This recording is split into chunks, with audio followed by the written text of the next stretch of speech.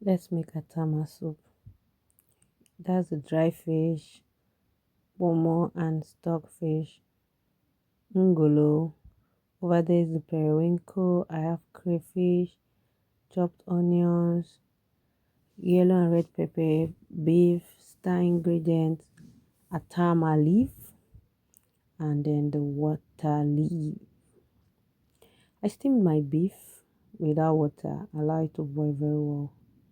Added some water, allowed to cook, then added ngolo and stockfish. I thought I was covering that in the camera. I never knew it was not recording.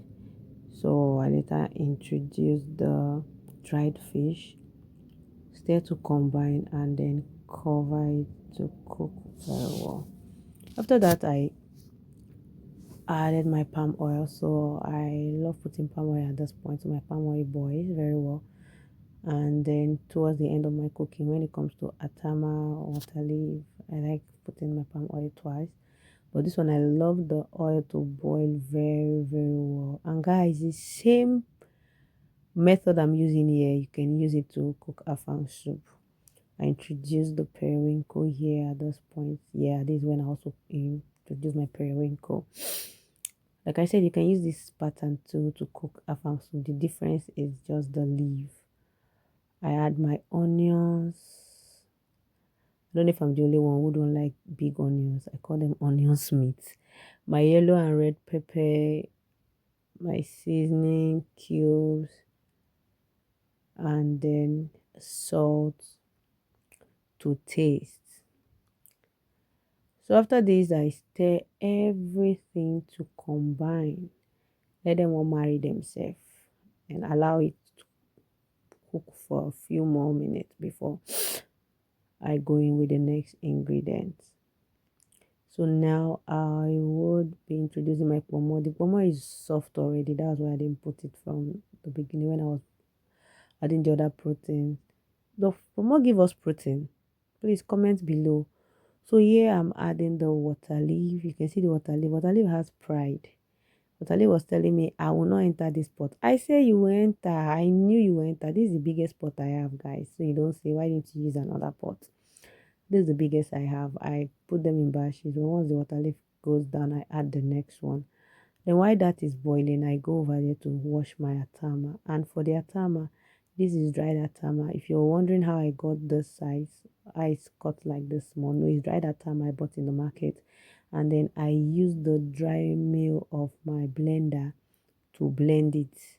Not into powdery form. Blend it a little so that I can get what I need for my soup. So that's what I've been doing for my atama. I do it for water for afang. So now I wash very well up to 3-4 times to be sure there is no sand, and then I go back to my pot and stir very well. Introduce crayfish to the pots. Now my room everywhere was just smelling goodness, like it was really really inviting. So after stirring, I introduced the atama star ingredient. Well done. You can see how black the atama is. So I'll add oil to my own taste, the way I love oil in my atama or afang soup. It's not the same. I don't put the same quantity of oil for idikaikong. Yeah, if it's idikaikong, it's fine. But this is atama we're talking about here. It gets dark, and the more it stays, it gets thick the more. So I add the oil I want and then allow to boil. Like I said, this is how I love my atama soup. When you cover to boil, at the last phase of the cooking, the oil should be floating. And then there you know that your soup is ready. Yes. So when I opened the pot, I saw my oil floating and I'm like, wow, I tasted it and this was so good. I didn't even need to add additional salt